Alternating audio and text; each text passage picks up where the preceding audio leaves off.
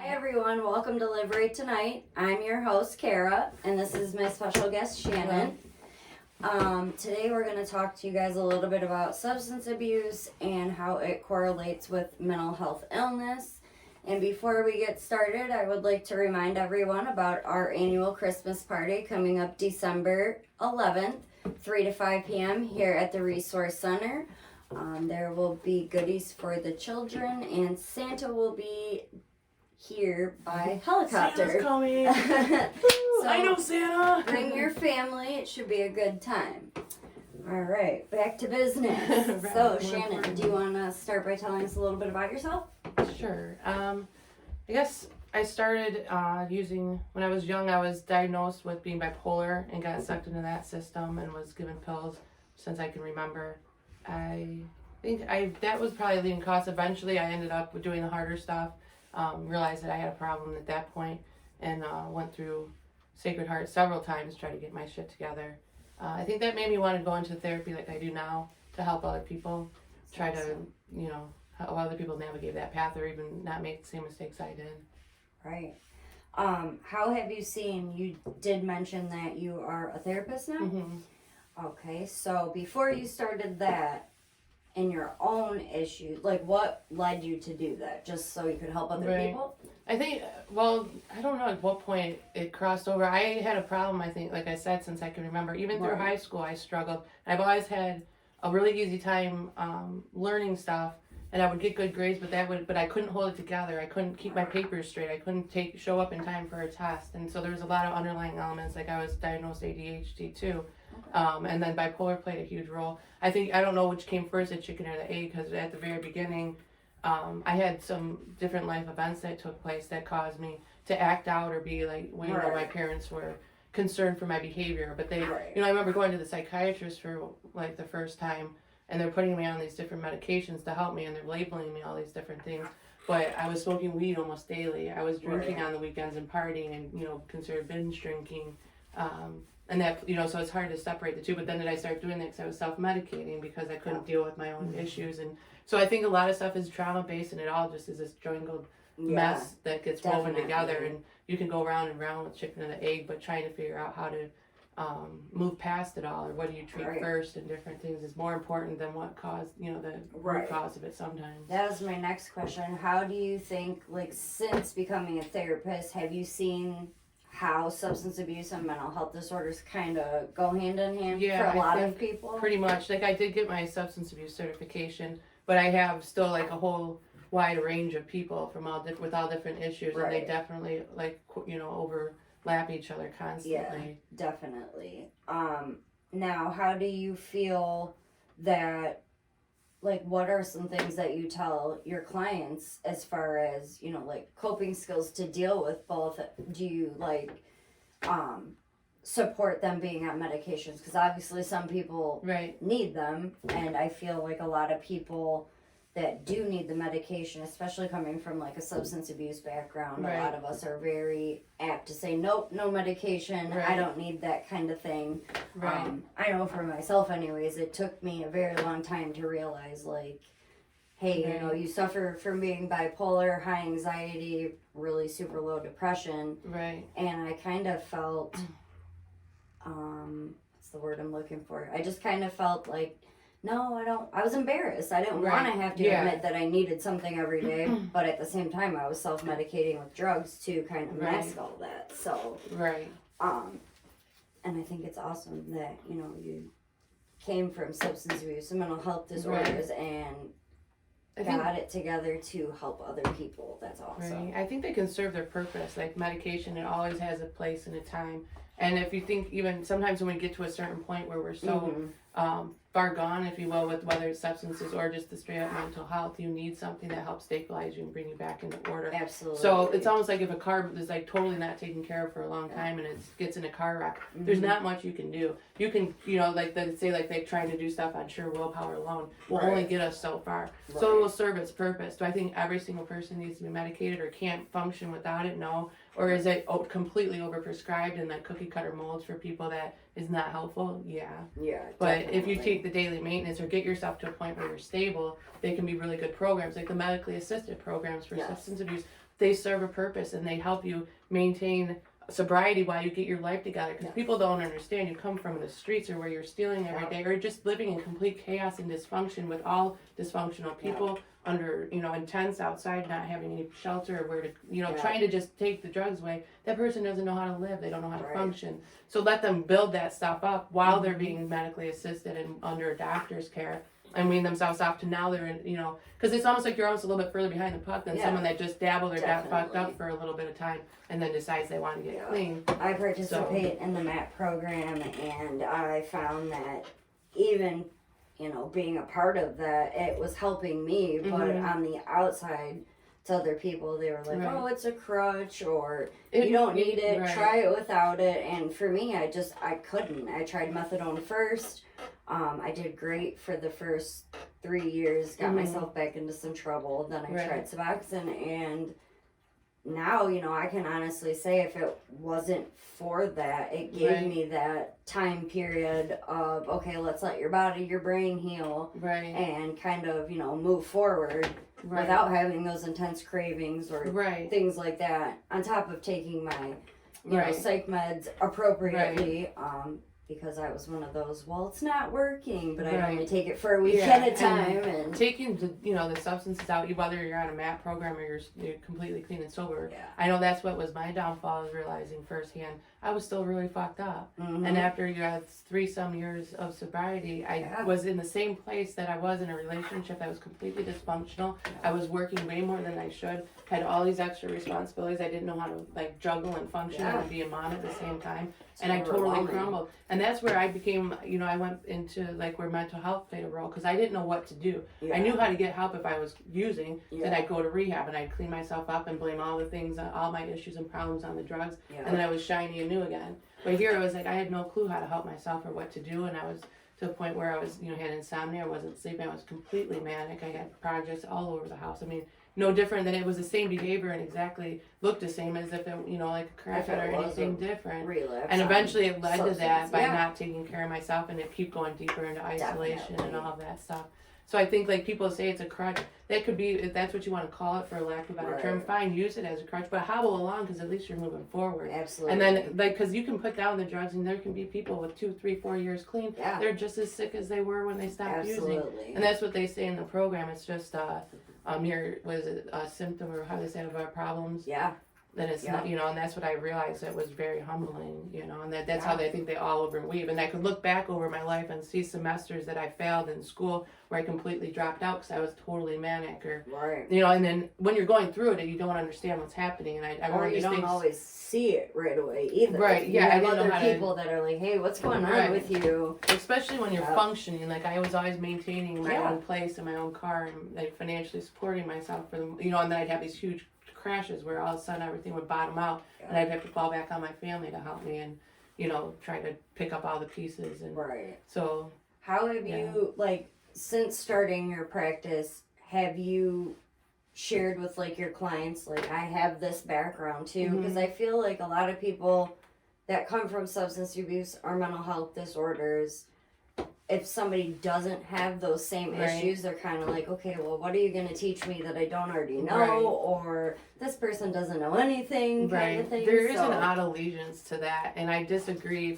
There's things that we can have conversations about around the tables and stuff that we laugh, and no one will ever understand if they're not an addict, or, you know, and there's just, there's that commonality. But to say that someone can't be of use or to help somebody, because I've done a lot of field experience, so I have a ton of research of my own in all these different fields where I feel like I meet the qualifications for several different diagnoses.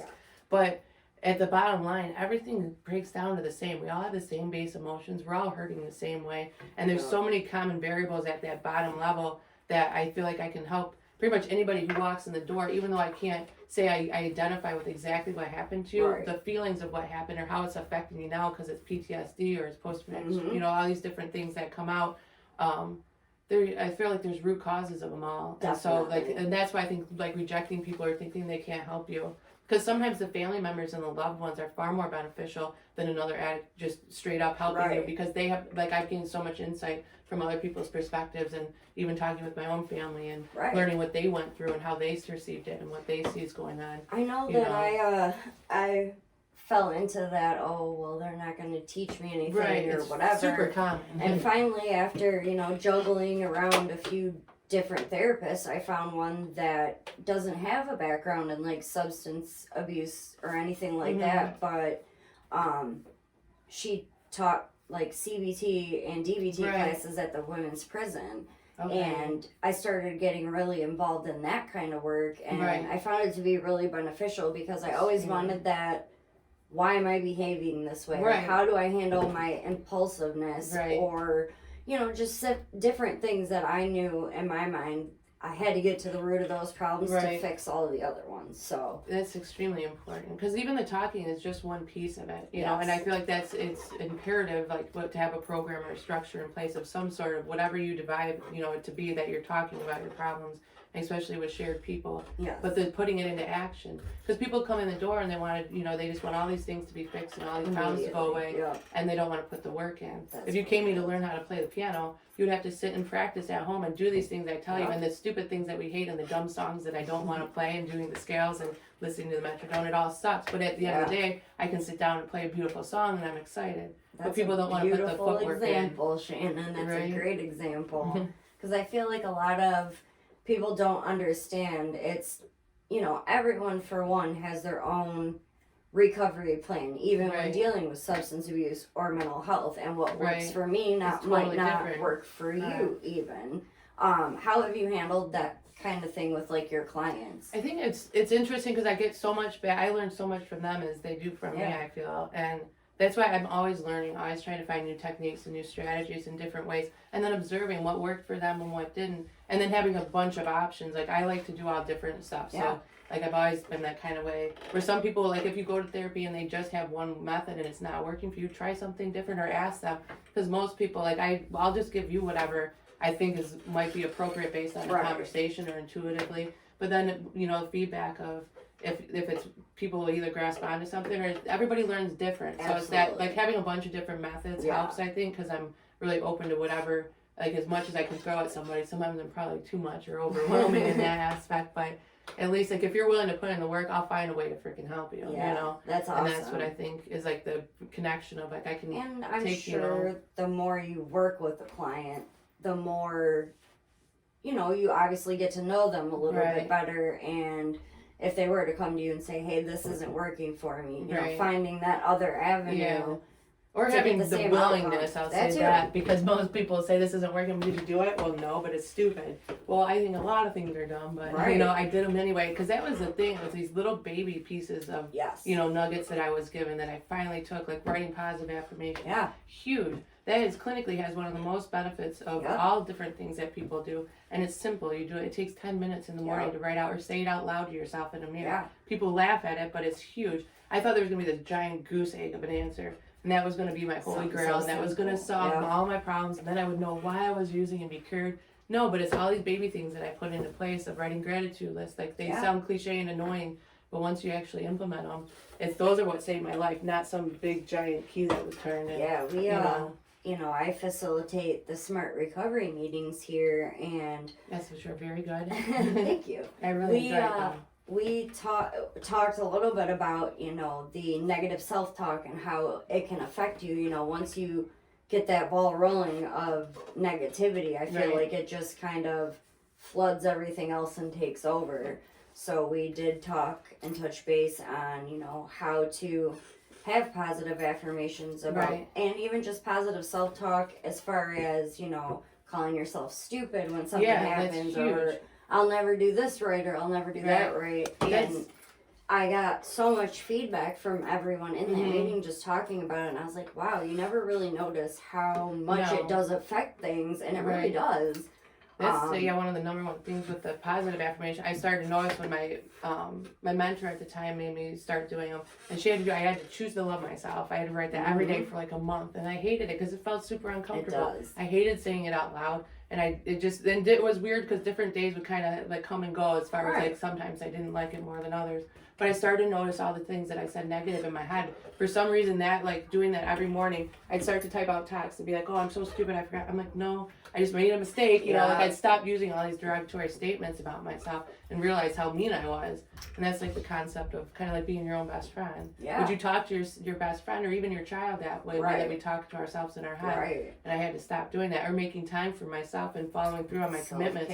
Those are huge, and that's why, because it's like if you had a friend that you blew off every other day, they're not your friend. You can't say you're my best friend. And that's how we treat ourselves and don't realize it. And I also feel like, you know, that tying into how you mentioned, you know, taking all the little baby steps to kind of bring your own recovery plan together. Right. There's just so many little things, you know, obviously it is uncomfortable to have positive self-talk when we're in the toxicity and chaos of using and ripping and running all the time. You're not in a positive atmosphere to begin with. Right. So it's all new to us, and it was very uncomfortable for me as well. I'm still learning how to do that, but right. It's a daily reprieve too, like that whole one day at a time, you know, it really rings true on so many different levels, because some days you're going to fail miserably at different things and have, you know, horrible days where you're speaking terrible of yourself, but it's keep getting back up, keep fighting, and keep putting those things in place daily, that eventually you put enough drops of water in the dye, the whole pool's going to be blue, you know. Yeah. Definitely. We don't see it that way a lot of times. Now, also, let's touch base on this a little bit. I know that, you know, somebody that's in recovery or even new to recovery, dealing with the holidays is huge. A huge stress, not only for, you know, being triggered to maybe use, but also, you know, some of us come from, like, broken, damaged relationships with our family because of, you know, our drug use or mental health disorders. Do you have any suggestions or coping skills that we could talk about? Living through it's interesting how that works and plays out. I guess partly is realizing not to feel obligated. I feel like to do certain things. Like if we're not okay, I think our family would rather us be okay and there and present for the duration of the year than to put ourselves in jeopardy of things that will be that are difficult. I know even like I went back and forth with going to Thanksgiving, and I've just been struggling with family issues myself. And it was weird because I didn't want to use, but I felt like I did when I was using. Yeah. And it was really uncomfortable. Yeah. And if no one was doing anything, everyone was actually being nice, and it wasn't even like crazy dysfunction. There's a couple people might drink, but it's very low key, and it's nothing like in your face party. Like I didn't feel threatened. Everyone was kind to me.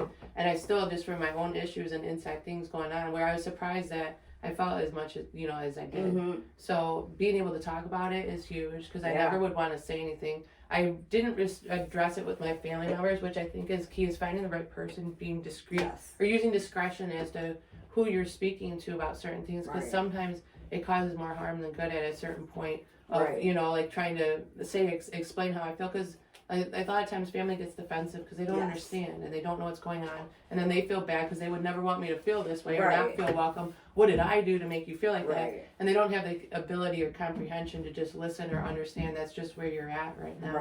So having a solid support system to go to, an out plan, I know that's like really big. A couple people asked me that. They're like, well, how are you getting there? What are you going to do? And like I was like, luckily it panned out that it worked the way I was feeling how I was, but I was able to leave. But knowing that if it gets into a situation that's really uncomfortable or shit flies off the handle, or you're in a place where someone does offer to you just feel like starting, because I know drinking's a lot harder too around the holidays or not. I think that maybe like blatantly drunk, you know, no one's going to come up and offer me a crack pipe, but they might offer me a drink. And I think too, also, you know, how you mentioned like our family is getting defensive if we say that, you know, either we've been gone for a while and they haven't got to spend that time with us, or there is trust issues and other family stuff going on to where they would be offended. Like, oh, now, you know, here you are back again, but you're still not okay. And just, it would make for a very awkward time. So it that's gets why stressful too, or wanting to make sure you think you have to bring anything but yourself. And I know it's easier said than done, because I'm a huge fan of presents. I love them. And I love giving gifts too. But I think I was at one of the visual things the other night, and seeing all those candles lit up, all those people, of those parents that would have given anything to have their child there with them, or their loved one, their brother, their sister, their mom, their dad, and they didn't give a shit about the presents or anything. So I'm trying to remain in that state of gratitude wherever I go, or not feeling like I need to bring something or like I'm a burden, and just being there and being, you know, present in the moment and enjoying it. Because that's a big part too of the holidays and all that bullshit of getting people things and keeping my priorities straight too. Right. Of like what, you know, am I going to do and how am I going to allocate my money and stuff is stressful for a lot of people where they don't want to show up. And I would say just go because we don't, you know, tomorrow's not promised. And Absolutely. Stuff, so. And I just know, you know, with obviously the holidays coming up, it's hard enough in early recovery, and even if you're, you know, long-term sobriety, you know, things get tough when it comes to family situations or even with friends. You know, I've known people to say, hey, I have like a friend's Thanksgiving party or a friend's Christmas party, and sometimes, you know, when you're meeting new people or haven't seen people in a long time, they're like, okay, well, what's your issue? You're clean now. They think we're cured, you know. Right, yeah. It takes a lot more than, you know, just physically getting clean. You know? Right, yeah. There's a whole, it takes a lot. It does. What else have you noticed as far as, like, starting your own practice? How do you tie in what you tell the other people? Does that help you? Obviously motivates you to stay clean, but yeah, I think there's a fine line too, because even like I've learned so much in doing this the last year or two, just not telling people too much about yourself is important. And like having certain boundaries with that, because I shouldn't have to tell you my story for you to relate, and it should stay about you. Like there's a lot of things I've learned in that aspect, or giving too much. Like I kept putting more and more on my plate. And I realized, like, if you call the doctor's office and you want to make an appointment, they would tell you when they have available and you make it work. Where they had poor boundaries and would keep switching things or taking on another client when I really didn't have enough space to. Or if they called and wanted to cancel or switch, I'm like, oh, that's fine, but now I'm giving up another chunk of hour of my personal time. And I kept putting myself on the back burner and my loved ones and family, too, when I did that. But it was for the greater good, or you think you're doing to help people. And so finding that balance, because eventually it was so tipped that I was doing so much, and I was doing a shitty job at it because I'm trying to do so many different things, and then everyone's upset, and rightfully so. You're dropping the ball and the puck on all these different things, all the baby things you couldn't keep track of. But then I'm running ragged, thinking, you know, so I didn't have a moment's rest. Where you're just exhausted. So it's not like I was sitting at home eating bonbons. So I'm like, why are you upset? I'm trying to do 8 different things. So finding a balance in all of that, because eventually. It becomes really uncomfortable because then I'm telling you these things and I'm trying to help you and guide you on your journey, and I'm not doing it myself. And that's really uncomfortable. It's like that saying, you know, in a crashing airplane, put the air mask on first before you can save someone else. It's true. That's very true. Yeah. And it took me a while to realize that, you know, I had friends and stuff that obviously I used with and always wanted them to get clean, or I would try to help them and find them resources. Meanwhile, I'm a complete mess, so definitely it's definitely a struggle to find it. And asking for help was really, really difficult, and I'm watching myself digress to a point where I eventually relapse, and it was like that whole time I could have reached out, I could have asked for help, and pride and ego gets in the way, and it's just more like when people are coming to you, you're trying to help, and that taking on that role that you do, you're just assume that you're okay, and like you lie to yourself, and that's where like I notice in session I'm sitting there telling people things to help them, and I'm not doing them themselves, and I know that in the back of my head that I'm like, you know, and then you feel like a fake and a fraud, and that whole thing sneaks back in, and you're not being honest anymore, and the daily inventory,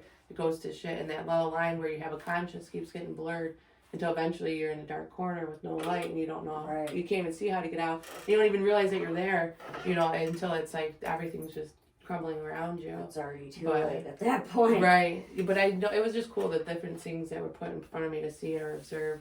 Even like being at rehab, and the therapist was so much like me, it was crazy. And she had really cool ideas when we did group and stuff for our little individual things where it was a small groups. And I loved her, but she was a train wreck. She'd come in, she was super late. She would have stuff just in disarray. My paperwork, nothing got done properly while I was there.